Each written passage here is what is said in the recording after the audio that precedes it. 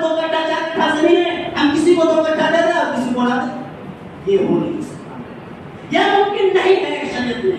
अगर आप इस तरह करते हैं तो आपसे बड़ी आसानी कोई। जब बच्चे बड़े हो जाएं तो वालिदैन पर ये बड़ी सबसे बड़ी जिम्मेदारी होती है कि वो वक्त रहते जैसी वो लोगों को पहुंच उनकी निगाह करा दे।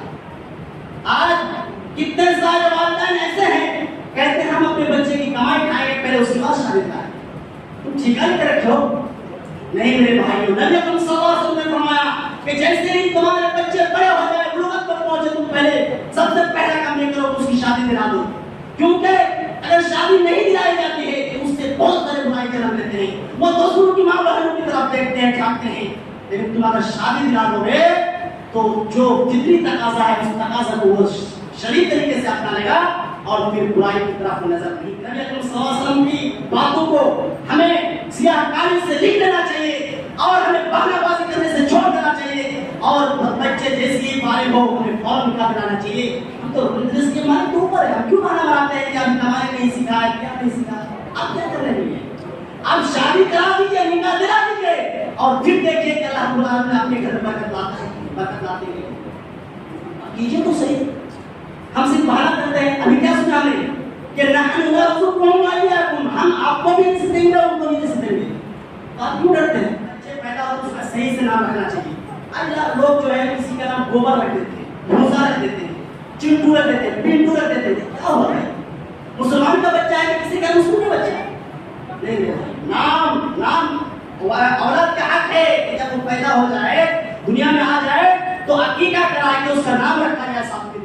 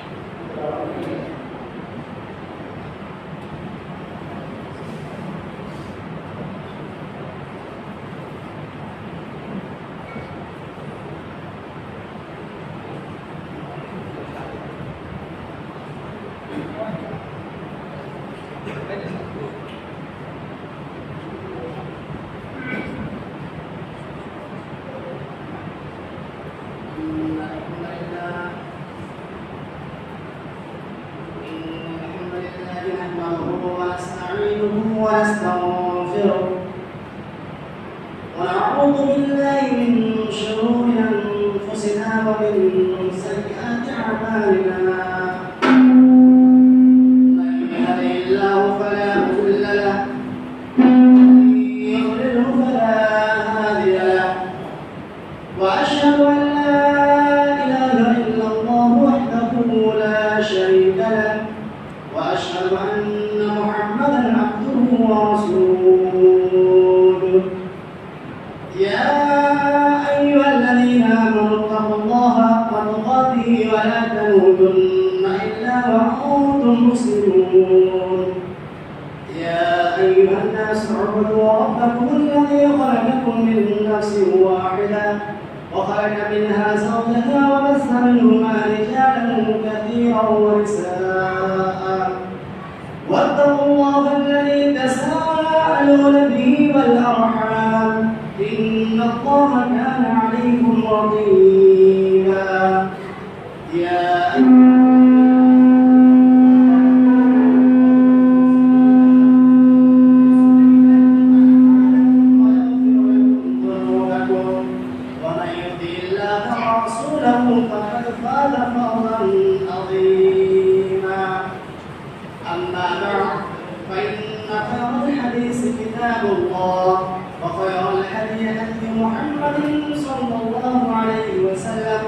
وشر الأمور محدثاتها وكل محدثة بدعة وكل بدعة ضلالة وكل ضلالة في النار أعوذ بالله من الشيطان الرجيم بسم الله الرحمن الرحيم قاف والقرآن المجيد بل هدموا أن جاءهم منذر منهم فقال الكافرون هذا شيء عجيب أئذا متنا وكنا ترابا ذلك رجع بعيد قد علمنا ما تنقض الأرض منهم وعندنا كتاب حفيظ بل كذبوا بالحق لما جاءهم فهم في أمر مريج أفلم ينظروا إلى السماء فوقهم كيف بنيناها وزيناها وما لها من فروج والأرض مددناها وألقينا فيها رواسي وأنبتنا فيها من كل زوج بهيج تبصرة وذكرى لكل عبد منيب ونزلنا من السماء ماء مباركا فأنبتنا به جنات وحب الحصيد والنخل باسقات لها تبع نضيد رزقا للعباد وحينا به بلدة ميتا كذلك الخروج كذبت قبلهم قوم نوح وأصحاب الرس وثمود وعاد وفرعون وإخوان لوط وأصحاب الأيكة وقوم تبع كل كذب الرسل فحق وعيد أفعينا بالخلق الأول بل هم في لبس من خلق جديد بارك الله لي ولكم في القرآن العظيم ونفعني وإياكم بالذكر الحكيم إنه تعالى جواد كريم ملك بر رؤوف رحيم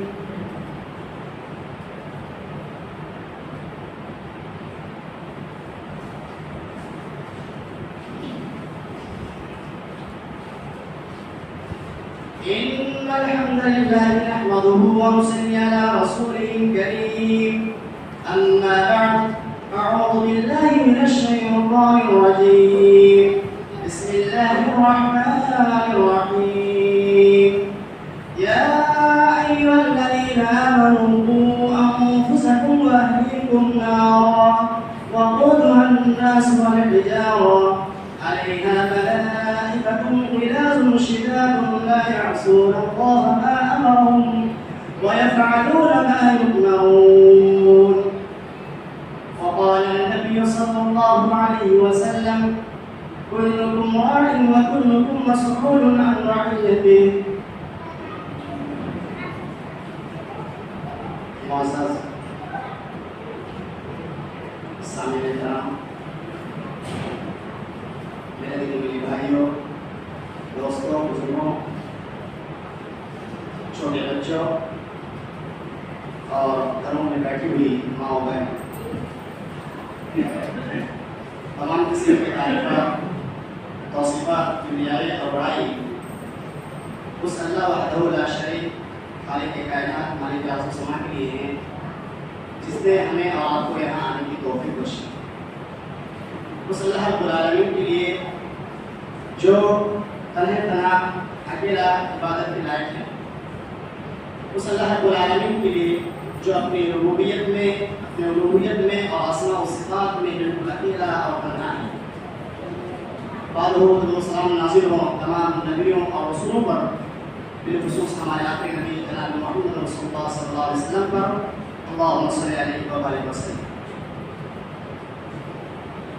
محترم سامعین اکرام، گزشتہ جمعہ آپ نے حقوق الوالدین پر چند باتیں سماعت فرمائی تھی،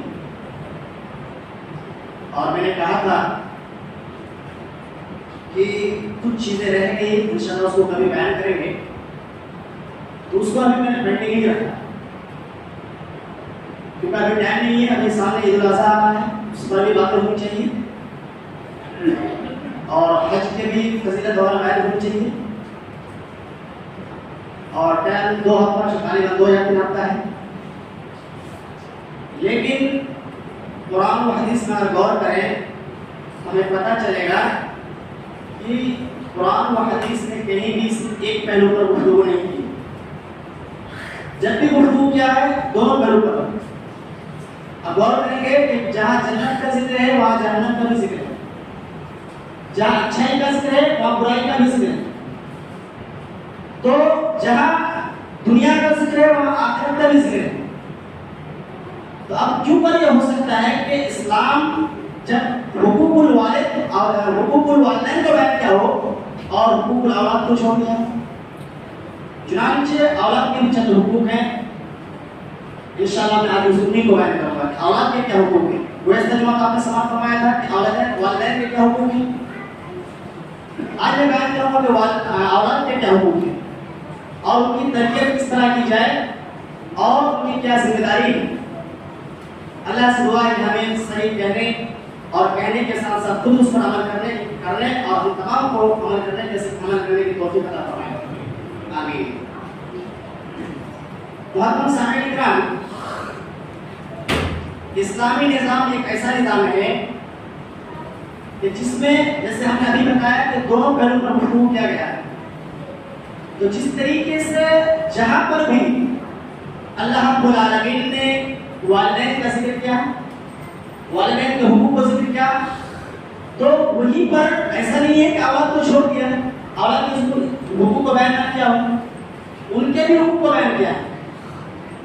لیکن سوال یہ ہوتا ہے، پیدا یہ ہوتا ہے کہ اگر دونوں کے حقوق ہیں تو پھر فساد برپا کیوں ہوتے ہیں، برائیاں کیوں جنم لیتے ہیں؟ اس کی وجہ تو آپ جانتی ہوں گے کہ ہم اور آپ حقوق کو اچھی طریقے سے ادا کرنے میں پیچھے رہتے ہیں۔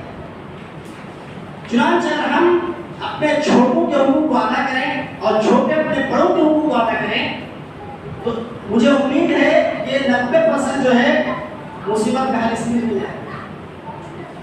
یہی وجہ ہے کہ نبی صلی اللہ علیہ وسلم چھوٹے بچوں سے شفقت کرنے کہتے تھے اور چھوٹوں کو نصیحت کرتے تھے کہ بڑوں کی تعظیم کیا کرو۔ نبی صلی اللہ علیہ وسلم کا فرمان کیا ہے؟ لیس منا من لم یرحم صغیرنا ولم یرحم کبیرنا۔ وہ شخص ہم میں سے نہیں جو چھوٹوں کی عزت نہ کرے، اور وہ شخص جو چھوٹوں پر رحم نہ کرے، اور وہ شخص بھی ہم میں سے نہیں جو بڑوں کی توقیر نہ کرے، بڑوں کی عزت نہ کرے۔ پتہ کیا چلا کہ چھوٹوں کو بڑوں کی عزت کرنی چاہیے اور بڑوں کو چھوٹوں پر رحم کرنا چاہیے، شفقت کرنی چاہیے۔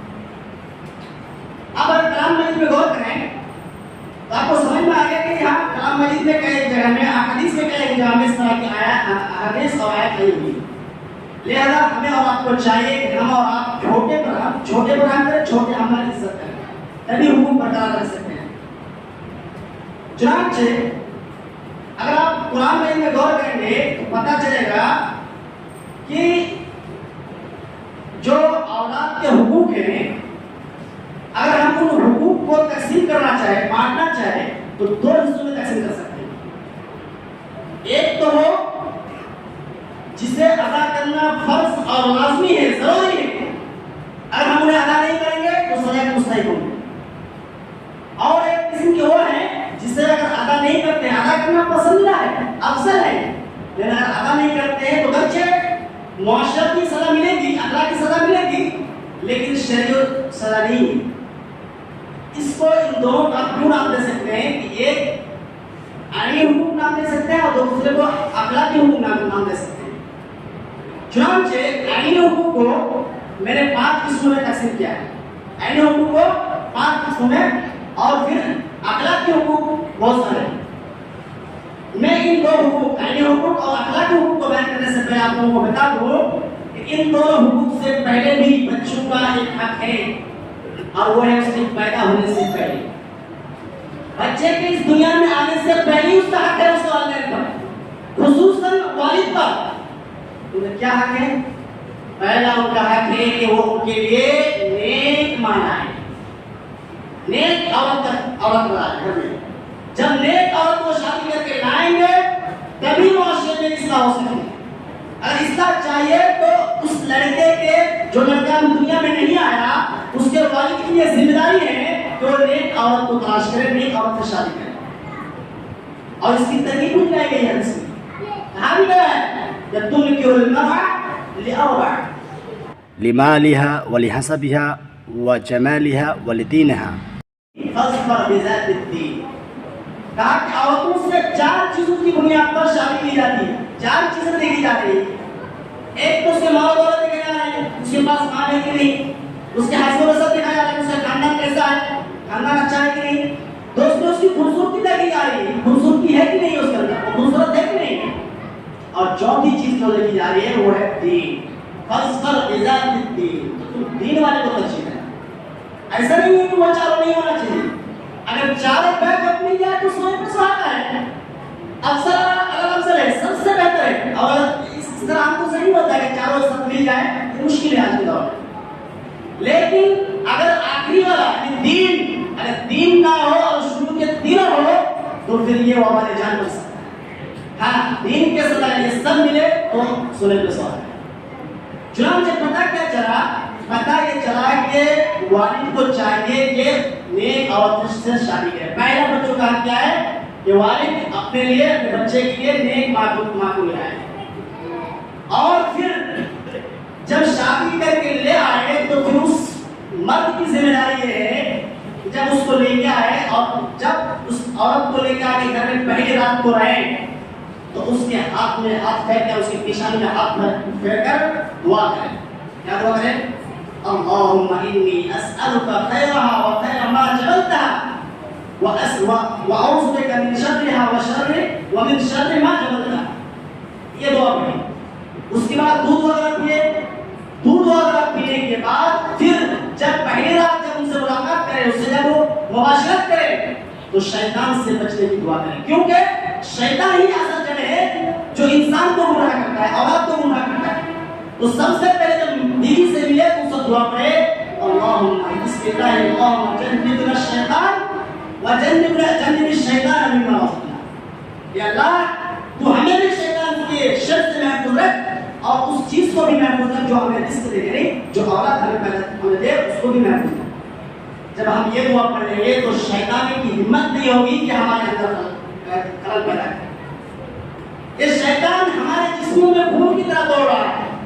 ذرا سی وہ اگر کہیں سے بھی اگر تھوڑا سا بھیڑ پائے تو نہیں گھس جاتا ہے. اس لیے ہمیں اور آپ کو چاہیے پہلی رات کو یہ دعا پڑھیں. اور اس قسم کی عادت بھی کی ہے رات میں. اس کے بعد جب یہ دعا پڑھ لیے اس کے بعد اب جو ہے دونوں کی ذمہ داری بنتی ہے. والدین کے اولاد کے سلسلہ دونوں کی ذمہ داری کیا بنتی ہے کہ دونوں جب ہم بستری کر لیے, اب جب بچہ اس کے پیٹ میں آ گیا, اس کے نطفے کے سطح میں آ گیا تو اس کے بعد دونوں کی ذمہ داری بنتی ہے کہ دونوں آپس میں نہ جھگڑیں, الٹی سیدھی باتیں نہ کریں, گالی گلوچ نہ کریں, فحشہ بکواس نہ کریں. اس کے ساتھ اس وقت جو جب بچہ پیٹ میں حمل کر جائے تو اس وقت صرف اور صرف نیک اچھی باتیں کہی جائے, قرآن کی تلاوت کی جائے, واعظ و نصیحت سنی جائے اور علماء کرام کی باتوں کو سنی جائے. دینی محفوظ میں حاصل ہو، کیونکہ یہی چیز بچوں کے اندر اثر انداز ہوتی ہے۔ اگر والدین فیض کو کرتی ہے، الٹی سیدھی باتیں کرتی ہے اور لٹریچر وغیرہ پڑھتی ہے، فلمیں ڈرامے وغیرہ دیکھتی ہے، تو وہ ساری چیز بچوں کے اندر اثر انداز ہوتا ہے۔ اس لیے اگر ہم چاہتے ہیں کہ والدین کی اصلاح ہو تو اولاد کا پہلا حق یہ ہے کہ جب اولاد پیٹ میں ہو تو والدین اس کے سامنے اس وقت جو ہے الٹی سیدھی باتیں نہ کریں۔ اب اس کے بعد جب حمل بھی ہو گیا، حمل ہونے کے بعد اب جب دنیا میں آتا ہے بچہ، جب دنیا میں آتا ہے تب جو ہے اس کی ہم نے بتایا کہ دو قسمیں، ایک عینی حقوق اور ایک اخلاقی حقوق۔ اخلاقی حقوق بہت ہے، تو آخر میں ٹائم بچے گا تو جس حساب سے ٹائم لگے گا اسی حساب سے بیان کریں گے۔ پہلی چیز اخلاقی عینی حقوق، ان میں سب سے پہلی چیز جو ہے وہ حقوق حیات کی ہے۔ حقوق حیات کی ہے، اس کو زندگی دینے کی، اسے زندہ رکھنے کی ہے، اسے کھلانے پلانے کی ہے۔ ہمیں ہمارے آپ کے اوپر یہ ذمہ داری ہے کہ جب بچہ دنیا میں آ جائے تو اس کی پرورش کا خیال کریں، اس کی جگہ اس کو زندہ رکھنے کی کوشش کریں، اس کو کیا کون سا غذا چاہیے، غذا کا اہتمام کریں، اس کو کس مدرسے میں پڑھانا ہے، کس مدرسے میں داخلہ کرانا ہے، اس چیز کا اہتمام کریں۔ کیوں؟ اس سے اسلام نے کیوں توجہ دلایا؟ اس لیے توجہ دلایا کہ دور جاہلیت میں کیا ہوا کرتا تھا کہ جب بچے پیدا ہوتے تھے تو بچے جب ہوتے تھے تو ٹھیک تھا، لیکن جب بچی ہوتی تھی تو اسے کیا کرتے تھے؟ درگزر کر دیا کرتے تھے، لے جا کے مٹی میں دفنا کیا کرتے تھے۔ تو اسی سے منع فرمایا۔ یہ سب کیوں کیا کرتے تھے؟ وہ لوگ اس لیے کیا کرتے تھے کہ اسے ڈر تھا دو چیزوں کا ڈر تھا۔ ایک تو اس لیے ڈر تھا کہ اس کو ڈر تھا کہ ہمارے ساتھ کھائے گا، ہم مفلس بن جائیں گے، ہمارے ساتھ مال کھا لیں گے، ہماری دولت میں کمی آ جائے گی۔ اور دوسری چیز اس لیے کہ وہ اسے آگ محسوس ہو رہی، وہ یہ سوچ رہا تھا کہ ہمارے گھر میں عورت پیدا ہو جائے گی تو لوگ کیا کہیں گے، یہ لوگوں کی فکر کرتے ہوئے لوگ اس طرح کیا کرتے ہیں۔ چنانچہ نبی صلی اللہ علیہ وسلم نے دونوں طریقے سے دو صورت میں جو ہے بچوں کو مارنے سے منع فرمایا۔ سب سے پہلے کہ مفلسی کے ڈر سے اللہ رب العالمین نے منع فرمایا، جیسے کہ اللہ رب العالمین کا فرمان ہے کہ لا تقتلوا اولادکم من خشیۃ اللہ، کہ تم لوگ اپنی اولاد کو مفلسی کے ڈر سے قتل مت کرو، نحن نرزقهم وإياكم، ہم تمہیں بھی رزق دیں گے اور انہیں بھی رزق دیں گے۔ اسی طریقے سے ایک اور مقام میں فرمایا قل تعالوا اتل ما حرم ربكم عليكم الا تشركوا به شيئا وبالوالدين احسانا، اور پھر فرمایا وبالوالدين احسانا اما يبلغن عندك الكبر احدهما او كلاهما فلا تقل لهما اف قل تعالوا اتل ما حرم ربكم عليكم الا تشركوا به شيئا وبالوالدين احسانا ولا تقتلوا اولادكم خشية املاق، کہ اور تمہاری اولادوں کو مفلسی کے ڈر سے قتل مت کرو۔ اور اسی طریقے سے ان کے جو کرتوت کو بیان کرتے ہیں فرمایا کہ جب انہیں بشارت دی جاتی ہے کہ تمہارے گھر میں بچی ہوگی تو ان کے جو ہے چہرے سیاہ ہو جاتے ہیں۔ تو پہلا حق کیا ہے؟ اس کو زندگی دینے کا، اس کو زندگی دی جائے، اس کو کھلایا پلایا جائے اور اس کو مارا نہ جائے، دفنایا نہ جائے۔ دوسرا حق جو ہے وہ ہے پرورش کا، اس کی پرورش کی جائے، کیونکہ ہر ایک شخص ذمہ دار ہے۔ اللہ کے نبی صلی اللہ علیہ وسلم نے کیا فرمایا؟ کلکم راع و کلکم مسئول عن رعیتہ، ہر ایک شخص ذمہ دار ہے اور ہر ایک شخص اس کی ذمہ داری کے متعلق سوال کیا جائے گا۔ فالامام راع وهو مسئول عن رعیتہ، تو امام بھی ذمہ دار ہے، ان کو ان کی ذمہ داری کے مطابق دریافت کیا جائے گا کہ کیا تم نے اپنی ذمہ داری کو ادا کیا کی۔ والرجل راع فی بیتہ وهو مسئول عن رعیتہ، اور آدمی اپنے گھر کے ذمہ دار ہیں، اس کو ان کی ذمہ داری کے مطابق سوال کیا جائے گا کہ کیا تم نے تمہارے گھر کا خیال رکھا تھا کہ نہیں رکھا، تم نے اپنے حقوق کو ادا کیا تھا کہ نہیں کیا تھا۔ والامرأة راعية في بيت زوجها وهي راعية، نہیں، جو عورت ہے، عورت بھی اس کے جو ہے شوہر کے گھر کے ذمہ دار ہے اور اس کو بھی اس کے مطابق دریافت کیا جائے گا۔ اسی طریقے سے ایک غلام، اگر ایک غلام ہے تو اس غلام کو بھی اس سے سوال کیا جائے گا کہ تمہارے مالک کے مال میں تم نے کس طرح سلوک کیا تھا، کہ اس کو صحیح سے حفاظت کر کے رکھا تھا کہ نہیں رکھا تھا. تو دوسرا حق کیا ہے؟ پرورش کا. لیکن ایک بات یاد رکھیں، اس میں ایک بات یاد رکھیں کہ پرورش کرتے وقت مساوی حقوق ہونا چاہیے، عدل و انصاف سے کام لینا چاہیے. ایسا نہیں ہے کہ ہم بچوں کی جب پرورش کریں، اگر 2 بچے ہوں تو ایک کو تو ہم اچھے خاصے تحفہ تحائف دیں اور دوسروں کو چھوڑ دیں. یہ نہیں چلے گا. یہ ہرگز نہیں چل سکتا کہ ہم 2 بچوں کے درمیان 2 رویہ اختیار کریں، ایک کو تو تحفہ تحائف دیں اور دوسرے کو محروم کر دیں.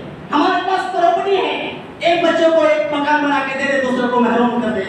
یہ نہیں ہو سکتا. وہ ہم نے اس کو حدیث سنائی تھی آپ لوگوں کو، لیکن وہ اسماء کی روایت تھی، عائشہ کی روایت ہے. وہ کہتی ہے کہ میرے پاس ایک عورت آئی، اس کے ساتھ 2 بچہ بھی تھا. 2 بچہ بھی تھا، میرے پاس گھر میں کچھ نہیں تھا سوائے ایک کھجور کے. میں نے اس کھجور کو اس بچے کو اس عورت کو دے دیا. تو اس عورت نے اس کھجور کو ٹکڑا کر کے آدھا کر کے ایک بچے کو آدھا، ایک بچے کو آدھا دیا. انصاف دیکھیے، ایسا خود نہیں کھایا، آدھا کر کے دے دیا. جب نبی صلی اللہ علیہ وسلم آئے تو بتایا کس طرح کا معاملہ ہے. اس عورت نے آدھا کر کے دے دیا. اس موقع پر نبی صلی اللہ علیہ وسلم نے کہا تھا کہ جس نے بھی اولادوں کی پرورش کرنے میں تکلیف برداشت کی، وہ اولاد اس کے لیے جنت میں جہنم میں ڈھال بن جائے گا، پردہ بن جائے گا. اس وقت کا اسی طریقے سے نبی صلی اللہ علیہ وسلم نے فرمایا کہ جس نے 2 عورتوں کی پرورش کی تو اس کے لیے اللہ رب العالمین کے ہاں جنت تیار کیا ہوا ہے. کسی نے سوال کیا کہ ایک بھی ہوگا تبھی چلے گا. محترم سامعین، تو ضرورت اس بات کی ہے کہ ہم عدل و انصاف سے کام لیں، اولادوں کے ساتھ ناانصافی مت نہ کریں. آج ہمارا رویہ تو یہ ہے کہ ہم یہ سوچتے ہیں کہ ہمارا مال ہے تو ہم جس طرح چاہے جس کو چاہے دیں. جب بڑا بیٹا کہیں بھی جائے، چھوٹا بیٹا کہیں جائے، ہم نہیں دیکھتے. نہیں میرے بھائیوں، ہر ایک اولاد کا حق ہے آپ کی زمین میں، ہر ایک کا حق ہے. اگر یہاں تک کہ میراث ہے نا، میراث آپ کے مرنے کے بعد ہوتا ہے، لیکن اگر آپ اپنی زندگی میں تقسیم کرنا چاہتے ہیں تو اس میں بھی سب کو برابر دینا ہوگا. یہاں تک کہ جو بیٹی آپ کی ہے، بیٹی کا کتنا حصہ ہوتا ہے؟ مرد کے بعد حصہ آدھا ہوتا ہے کہ نہیں؟ مرد لڑکی ایک حصہ پاتی ہے اور لڑکا 2 حصہ. لیکن اگر آپ کی زندگی میں اگر آپ اس کو اگر میراث تقسیم کر رہے ہیں تو وہ لڑکی برابر کا حصہ پائے گی. کیوں؟ کیونکہ آپ اپنی زندگی میں دے رہے ہیں. ہاں، آپ جب مر جائیے گا، آپ جب وفات پا جائیے گا، تب یہ قانون نافذ ہوگا کہ یوصیکم اللہ للذکر مثل حظ الانثیین. تب یہ قانون نافذ ہوگا اور عورتوں کو ایک حصہ ملے گا اور مردوں کو 2 حصہ. ورنہ اس کے علاوہ ہر ایک اولاد کو برابر تقسیم کر کے دینا ہوگا. ایسا نہیں چلنے والا ہے کہ ہم جس کو چاہے تحفہ تحائف دے، جس کو چاہے اپنی پراپرٹی کسی نے کوئی پراپرٹی نام کر دے، جس کو چاہے بنگلہ بنا کے دے دے، جس کو چاہے ہم کار دلا کے دے دیں اور کوئی بیچارہ جھونپڑی تک نہ ملے کسی کو. ہمارے پاس 2 کٹھا 4 کٹھا زمین ہے، ہم کسی کو 2 کٹھا دے دیں اور کسی کو نہ دیں. یہ ہو نہیں سکتا، یہ ممکن نہیں ہے شریعت میں. اگر آپ اس طرح کرتے ہیں تو آپ سے بڑھ کر ظالم کوئی نہیں ہو سکتا. نبی صلی اللہ علیہ وسلم کے پاس نعمان بن بشیر آتے ہیں. نعمان بن بشیر کہتے ہیں کہ میرے والد نے مجھے کچھ مال کا کچھ حصہ دینا چاہا، صرف کچھ حصہ. میری ماں تیار نہیں ہوئی. میری ماں دیکھیے میرے بھائی، ماں کم دیکھیے، باپ سے گھر سے چوپ ہو جائے گا، ماں سے چوپ نہیں ہوگی. ماں کا دیکھیے، کہتے ہیں کہ میری ماں نے یہ اختیار نہیں کیا، میری ماں کو یہ پسند نہیں کہ مجھے کچھ ماں دے اور دوسروں کو نہ دے. میری ماں نے کہا کہ میں اس وقت تک اس پر راضی نہیں ہوں گی جب تک کہ آپ محمد صلی اللہ علیہ وسلم کو گواہ نہ کریں. چنانچہ وہ نعمان بن بشیر کو لے کر اس کے پاس گئے. اس کے بعد اس کے نبی صلی اللہ علیہ وسلم کے پاس گئے. جب نبی صلی اللہ علیہ وسلم کے پاس گئے اور کہا کہ اللہ کے رسول، میں جو ہے چند مال تھوڑا سا مال اس بیٹے کو دینا چاہتا ہوں. کہا کہ اچھا، کیا تم یہ معاملہ سارے بچوں کے ساتھ کر رہے ہو یا صرف اس کے ساتھ؟ ارے اللہ کے رسول سے کسی کو دینا چاہتے ہیں. کہا تو اتقوا اللہ اعدلوا فی اولادکم. اے لوگوں، تم اللہ سے ڈرو اور اپنی اولادوں میں عدل و انصاف سے کام لیا. تم ایک بچے کو دو گے اور سارے کو چھوڑ دو گے، یہ تمہارا انصاف ہے. اور ایک دوسری روایت میں کہا کہ میں کسی جھوٹ پر، کسی ظلم پر میں گواہ نہیں بن سکتا، کسی ظلم پر میں گواہ نہیں بن سکتا. اس لیے ضرورت اس بات کی ہے کہ ہم اولاد کے حقوق کو سمجھیں، اولاد کے حقوق کو سمجھ کر اس کو برابر تقسیم کریں، برابر. اسی طریقے سے ایک حق یہ ہے وہ ہے نکاح کا. جب بچے بڑے ہو جائیں, اور بھی بہت سارے طریقے ٹائم نہیں ہے اس کے مختصر کر دیا, جب بچے بڑے ہو جائیں تو والدین پر یہ بڑی سب سے بڑی ذمہ داری ہوتی ہے کہ وہ وقت رہتے جیسی وہ بلوغت کو پہنچے ان کی نکاح کرا دیں. آج کتنے سارے والدین ایسے ہیں کہتے ہیں ہم اپنے بچے کی کمائی کھائیں گے پہلے اس کے بعد شادی کرائیں. تم ٹھیکا لے رکھو. نہیں میرے بھائیوں, نبی اکرم صلی اللہ علیہ وسلم نے فرمایا کہ جیسے ہی تمہارے بچے بڑے ہو جائیں بلوغت پر پہنچے تم پہلے سب سے پہلا کام یہ کرو اس کی شادی دلا دو. کیونکہ اگر شادی نہیں دلائی جاتی ہے تو اس سے بہت سارے برائی جنم لیتے ہیں. وہ دوسروں کی ماں بہنوں کی طرف دیکھتے ہیں جھانکتے ہیں, لیکن تم اگر شادی دلا دو گے تو جو فطری تقاضا ہے اس تقاضا کو وہ شرعی طریقے سے اپنا لے گا اور پھر برائی کی طرف نظر نہیں کرے گا. نبی اکرم صلی اللہ علیہ وسلم کی باتوں کو ہمیں سیاہ کاغذ سے لکھ لینا چاہیے اور ہمیں بہانہ بازی کرنے سے چھوڑ دینا چاہیے, اور بچے جیسے ہی فارغ ہو ہمیں فوراً نکاح دلانا چاہیے. ہم تو رزق کے مالک کے اوپر ہے, ہم کیوں بہانہ بناتے ہیں کہ ہم ہمارے کہیں سکھایا کیا نہیں سکھایا. آپ کیا کر رہے ہیں؟ آپ شادی کرا دیجیے, نکاح دلا دیجیے اور پھر دیکھیے کہ اللہ رب العالمین اپنے گھر میں برکت لاتا ہے, برکت لاتے ہیں. کیجیے تو صحیح. ہم صرف بہانہ کرتے ہیں. ابھی کیا سنا ہم نے کہ نحن نرزقکم وإياکم, ہم آپ کو بھی رزق دیں گے اور ان کو بھی رزق دیں گے. آپ کیوں ڈرتے ہیں؟ چنانچہ میرے بھائیوں, ہمیں اور ہمارے لیے آپ کے لیے ضروری ہے کہ ہم اور آپ جیسی بچے بلوغت کو پہنچے نکاح کرا. حدیث میں بیان کرتا ہے. اسی طریقے سے آپ کے جو ہے ہم نے ایک اور حکم بنایا, حکم اخلاقی حکم. وہ سب حکم میں جو ہے آپ کے یہ نام رکھنا ہے کہ جب بچے پیدا ہو تو اس کا صحیح سے نام رکھنا چاہیے. اللہ لوگ جو ہے کسی کا نام گوبر رکھ دیتے ہیں, بھوسا رکھ دیتے ہیں, چنٹو رکھ دیتے ہیں, پنٹو رکھ دیتے ہیں. کیا ہو رہا ہے؟ مسلمان کا بچہ ہے کہ کسی کا مسلم کا بچہ ہے؟ نہیں, نام اولاد کا حق ہے کہ جب وہ پیدا ہو جائے دنیا میں آ جائے تو عقیقہ کرا کے اس کا نام رکھا جائے صاحب کے لیے. اور سب سے بہتر نام کیا ہے؟ آپ احب اسماء ان اللہ عبداللہ و عبد الرحمن, کہ اللہ کے نزدیک سب سے محبوب نام عبداللہ اور عبد الرحمن ہے. چنانچہ میرے بھائی اور دوستو, ہمارے اور آپ کے لیے ضروری ہے کہ ہم اور آپ کتاب و سنت کا مطالعہ کریں اور مطالعہ کر کے جو بھی اولاد کے حقوق ہیں ان کے حقوق کو وہ ادا کریں, ہم ادا کریں, اور اولاد کے جو والدین پر حقوق ہے وہ ان کو ادا کریں. جب ہم ایک دوسرے ہم والدین کے حقوق ادا کریں گے اور والدین اولاد کے حقوق ادا کریں گے تب معاشرہ ایک پاکیزہ معاشرہ تشکیل ہوگا, تشکیل میں آئے گا, ایک پاکیزہ معاشرہ قائم ہوگا. اور اس وقت جا کے جو ہے جو ہمارے بیچ میں شکایتیں ہیں باپ بیٹے کو لے کر, بیٹا باپ کو لے کر سب دور ہو جائے گا انشاءاللہ تعالیٰ.